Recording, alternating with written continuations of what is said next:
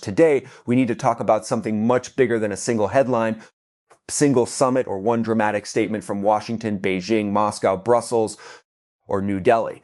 Because what is happening right now is not just another diplomatic dispute.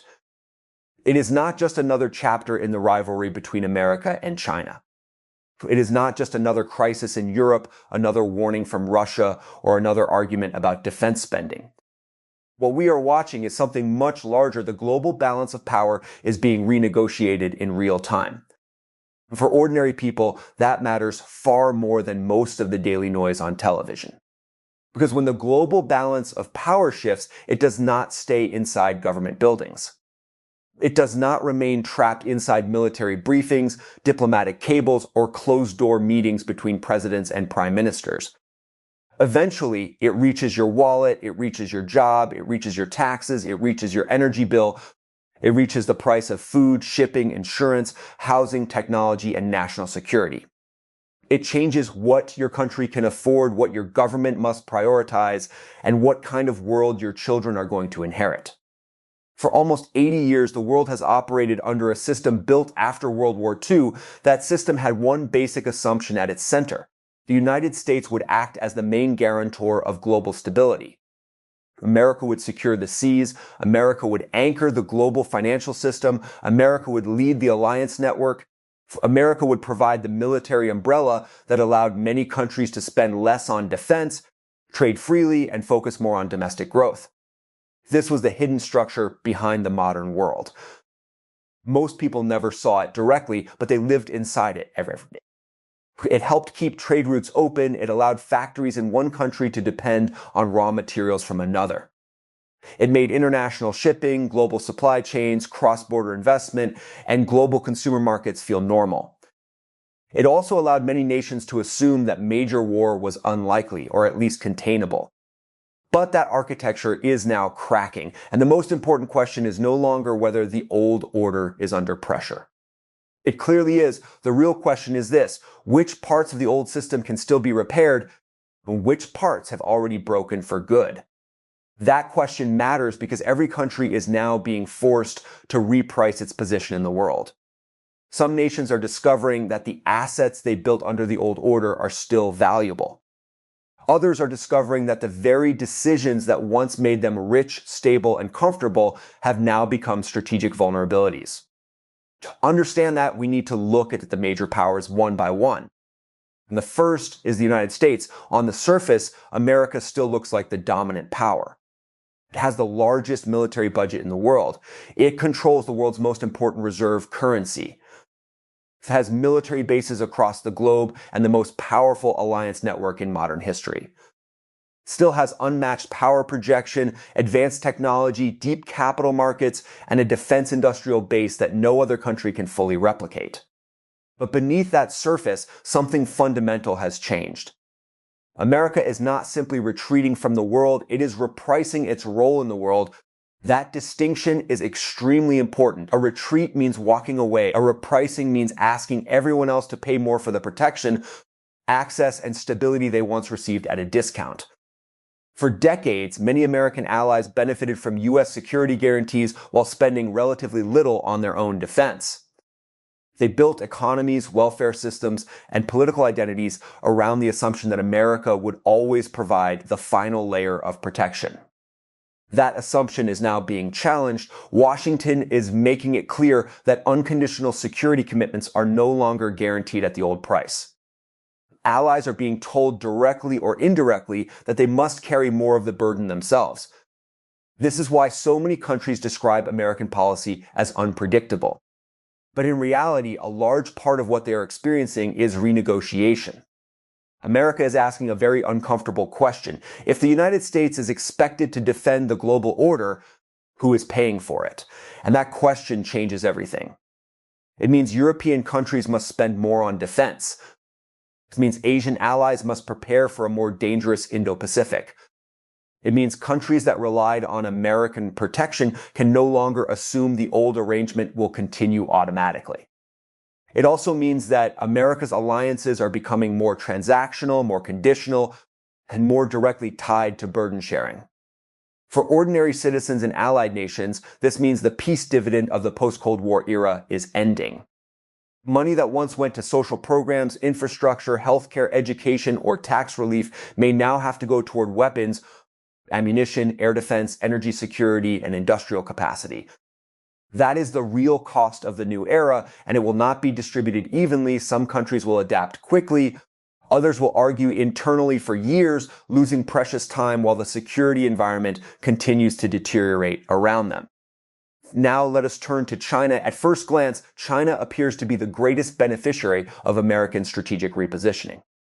It has the world's second largest economy, a massive industrial base, a huge military, and an expanding network of global influence through trade, infrastructure, technology, and diplomacy. For years, Beijing has built alternatives to Western-led institutions. It has deepened ties across Asia, Africa, Latin America, and the Middle East. It has presented itself as the voice of a more multipolar world where power is no longer concentrated in Washington and Brussels. China has also positioned itself as the manufacturing center of the global economy.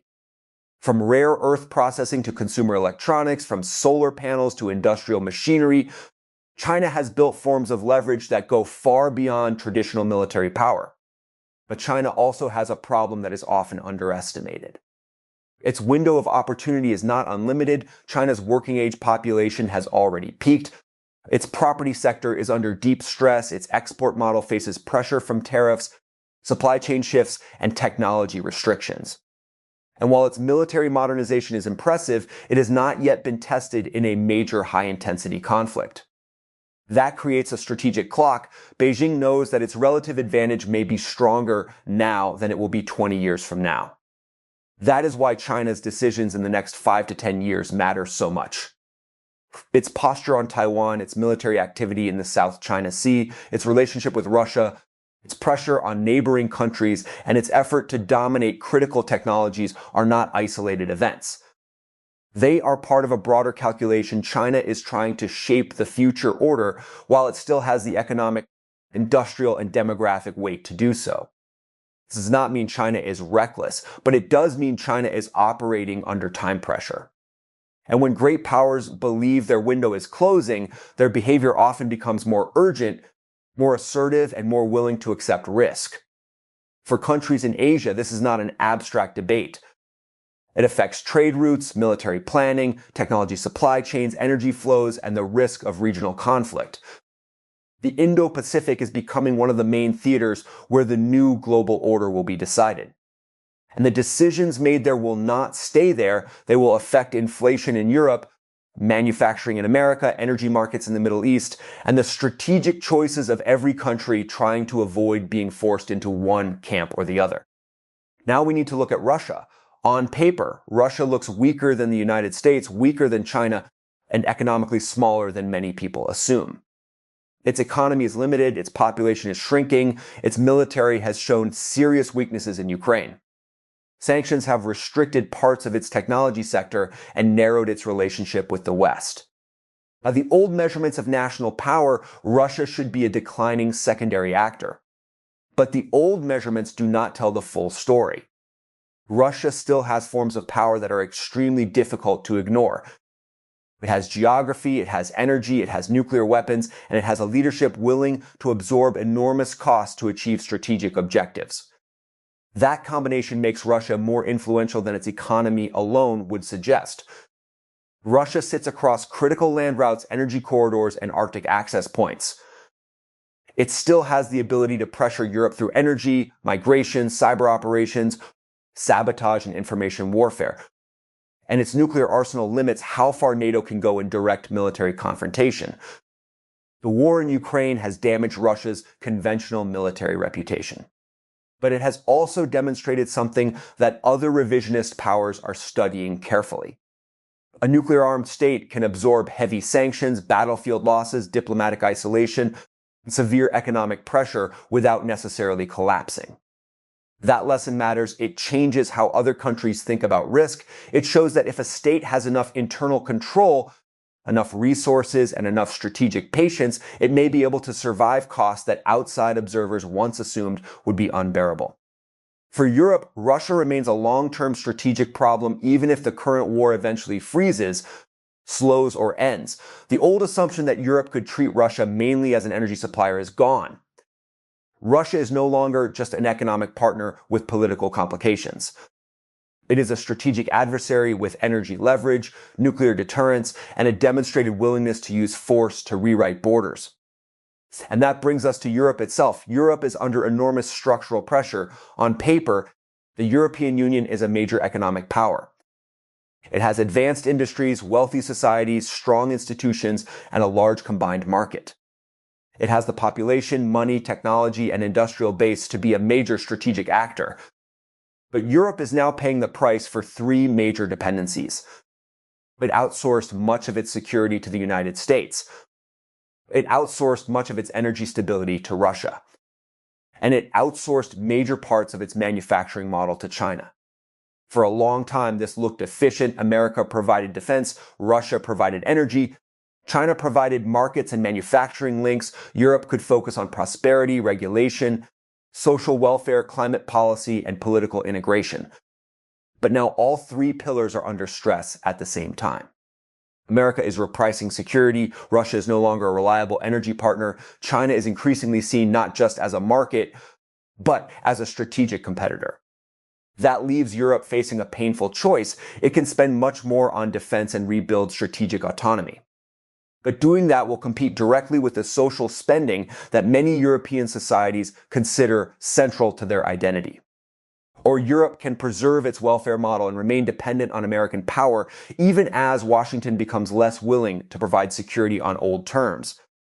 We cannot easily do both forever. That is the real European crisis. It is not simply about budgets. It is about identity. Europe must decide whether it wants to be a true strategic actor or a wealthy economic bloc protected by someone else. This decision is made even harder by Europe's internal divisions. Eastern Europe sees Russia as an immediate military threat. Western Europe often thinks more in terms of economic stability, energy prices, and political cohesion. Southern Europe has its own pressures from migration, debt, and Mediterranean instability. Northern Europe is moving faster on defense, but still cannot carry the continent alone. So when people talk about Europe waking up, the real question is whether Europe can wake up as one coherent strategic force or whether it wakes up as 27 different countries moving at different speeds. And the window to make that decision calmly is closing. Now look at India. India may be one of the most important players in this entire realignment. On the surface, India can look difficult to read. It is a democracy, but it does not simply align with the West. It has growing ties with the United States, Japan, and Australia through the Quad, but it also maintains deep historical defense ties with Russia. It has a serious border rivalry with China, but it still avoids becoming a formal anti-China instrument of Washington. This is not confusion, this is strategy. India is practicing strategic autonomy. It understands that in a multipolar world, the most valuable position may not be total alignment with one camp. It may be the ability to make every camp compete for your partnership. India wants access to Western technology, it wants affordable energy, it wants military flexibility, it wants influence in the global South, and it wants to prevent China from dominating Asia. By refusing to fully commit to any one bloc, India increases its leverage with all of them. This is why India matters so much. If India moves decisively toward the Western camp, China's sense of encirclement grows dramatically. If India moves closer to the China-Russia axis, the balance of economic and demographic power shifts away from the West in a way that would be extremely difficult to reverse. But as long as India remains strategically independent, it acts as a stabilizing force. It gives many countries in the global South a model for how to navigate this new era without being forced into a simple choice between Washington and Beijing. And that point is extremely important because the global South is no longer willing to simply accept rules written by others. Many countries in Africa, Latin America, the Middle East, and Southeast Asia do not want to become pawns in a new Cold War. They want investment from China, security ties with America, energy deals with Russia, technology from Europe, and diplomatic flexibility with everyone. They are not necessarily choosing sides, they are choosing options, and India's strategy gives them a powerful example of how to do that. This is one reason the emerging order will be so difficult to manage. It is not just the great powers competing, it is also the middle powers and developing nations becoming more assertive, more selective, and less willing to follow instructions from any single capital. And that brings us to the bigger picture. The world is not just moving from American dominance to Chinese dominance. That is too simple. What is happening is the transition from a US-led order into a contested multipolar order, and that is much more unstable. In a unipolar system, rules are often clearer because one power has the ability to enforce them. In a multipolar system, the rules are constantly negotiated. Every crisis becomes more complicated, every institution becomes a battlefield, every regional conflict becomes connected to a larger struggle over influence, legitimacy, trade, technology, resources, and military power. This is why the current moment feels so unstable. The old system has not fully disappeared, but the new system has not yet been born, and the space between the two is dangerous. There are still American-led institutions, there are still Western alliances, there is still dollar dominance, there is still global trade, but all of these things are now being questioned, tested, and renegotiated. Countries are no longer asking only, what are the rules? They are asking, who made the rules? Who benefits from them? And what happens if we refuse to follow them? That is the psychology of a system in transition. The winners in this new world will be countries with real strategic depth. Countries that have energy security, industrial capacity, military readiness, technological independence, flexible diplomacy, food security, critical mineral access, and a clear national strategy. The losers will be countries that built their entire model around the assumption that someone else would always guarantee their security, supply their energy, protect their trade, and absorb the cost of global stability. And this leads to the most uncomfortable conclusion. The biggest losers may not be the obvious enemies of the West. They may be the medium-sized Western-aligned nations that depended too heavily on the permanence of the American order. Countries like Germany, South Korea, Japan, Australia, and Canada all benefited enormously from the old system. They could trade with China, rely on America, underinvest in defense, and assume that globalization would continue under US protection. But that world is fading. Germany is perhaps the clearest example. For years, it relied on Russian energy, Chinese demand, and American security. That model made Germany rich and powerful in the old world. But in the new world, those same choices look like vulnerabilities. Energy must be restructured, defense must be rebuilt, China exposure must be reduced, and the relationship with America must be renegotiated. That is not a small adjustment. It is a generational transformation, and Germany is not alone. Japan is moving faster than many others, but it still faces enormous security pressure from China, North Korea, and Russia. South Korea must balance economic exposure to China with military reliance on the United States, all while facing the permanent threat from North Korea. Australia must navigate its dependence on Chinese trade while becoming a frontline player in the Indo-Pacific security system.